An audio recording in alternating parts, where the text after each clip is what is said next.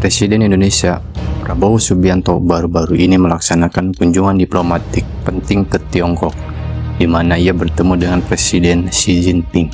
Pertemuan ini berfokus pada peningkatan kerjasama pertahanan antara Indonesia dan Tiongkok. Di samping membahas pentingnya stabilitas kawasan Asia Pasifik, pertemuan ini menunjukkan pendekatan aktif Indonesia dalam meningkatkan hubungan internasional dengan negara-negara besar, khususnya dalam menghadapi berbagai tantangan geopolitik yang semakin kompleks di kawasan. Selain aspek pertahanan, kerjasama di bidang teknologi juga dibicarakan, mengingat Tiongkok memiliki teknologi yang dapat mendukung Indonesia dalam pengembangan sistem pertahanan yang lebih mandiri. Prabowo, yang juga berkesempatan untuk melakukan upacara tabur bunga di Monumen Pahlawan Rakyat Beijing sebagai simbol penghormatan, menyampaikan bahwa persahabatan dengan Tiongkok memiliki peran strategis bagi Indonesia. Di tingkat domestik, suhu politik semakin meningkat seiring dengan persiapan Pilkada serentak 2024 yang akan menjadi ajang penting bagi kandidat-kandidat untuk meraih dukungan rakyat. Daerah strategis seperti DKI Jakarta dan Banten menyaksikan kompetisi ketat di antara calon-calon yang memiliki basis pendukung yang kuat. Salah satu tokoh yang menonjol dalam Pilkada Jakarta adalah Ridwan Kamil, mantan Gubernur Jawa Barat, yang kini maju dengan janji-janji sosial dan pembangunan infrastruktur berbasis kebutuhan masyarakat menengah ke bawah. Program-program Ridwan Kamil berfokus pada penyediaan pangan murah dan pembangunan fasilitas publik yang lebih mudah diakses masyarakat. Langkah-langkah ini menjadikannya calon populer yang mendapat banyak sorotan dari media dan publik.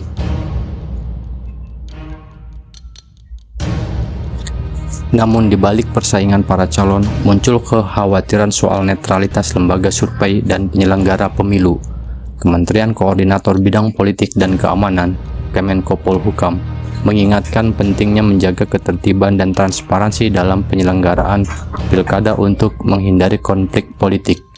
Menko Polhukam Budi Gunawan bahkan sudah memetakan daerah-daerah yang dianggap rawan konflik, dengan harapan pihak keamanan dan pemerintah dapat meredam potensi konflik yang timbul.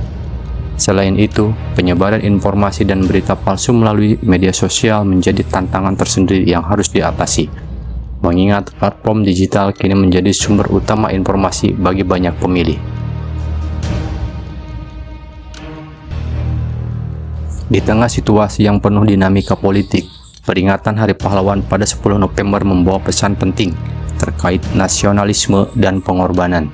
Wakil Presiden Gibran Rakabuming memimpin upacara peringatan yang diadakan di Taman Makam Pahlawan Kalibata dan memberikan pidato yang menekankan pentingnya menghargai perjuangan para pahlawan bangsa. Pidato ini menarik perhatian publik dan menjadi trending di media sosial, terutama karena Gibran mengajak generasi muda untuk menjaga nilai-nilai kebangsaan dan terus memperkuat rasa persatuan di tengah banyaknya perbedaan. Pidato Gibran juga dipandang sebagai langkah untuk memperkenalkan diri kepada masyarakat yang lebih luas, mengingat kiprah politiknya yang masih relatif baru. Dengan meningkatnya intensitas politik, Pilkada 2024 dipandang sebagai ujian besar bagi stabilitas politik Indonesia. Banyak pihak yang memperkirakan bahwa hasil dari pilkada ini akan menjadi cerminan bagi pemilihan presiden dan legislatif pada tahun 2029 mendatang. Para pengamat politik menilai bahwa aktor-aktor politik seperti Prabowo dan Gibran memiliki peran penting dalam membentuk peta politik ke depan. Prabowo sebagai tokoh senior dengan pengalaman luas dan Gibran sebagai tokoh muda yang mulai dikenal publik, sama-sama menjadi simbol dari dua generasi politik yang mungkin akan bersaing atau bersatu di masa depan. Secara keseluruhan, kunjungan diplomatik dan persiapan pilkada ini tidak hanya menunjukkan dinamika politik yang tinggi, tetapi juga memberikan gambaran tentang masa depan politik Indonesia yang semakin penuh tantangan. Pemerintah berharap agar setiap langkah yang diambil oleh para pemimpin, baik di ranah diplomasi internasional maupun kompetisi politik lokal, tetap mengutamakan kepentingan rakyat dan stabilitas nasional.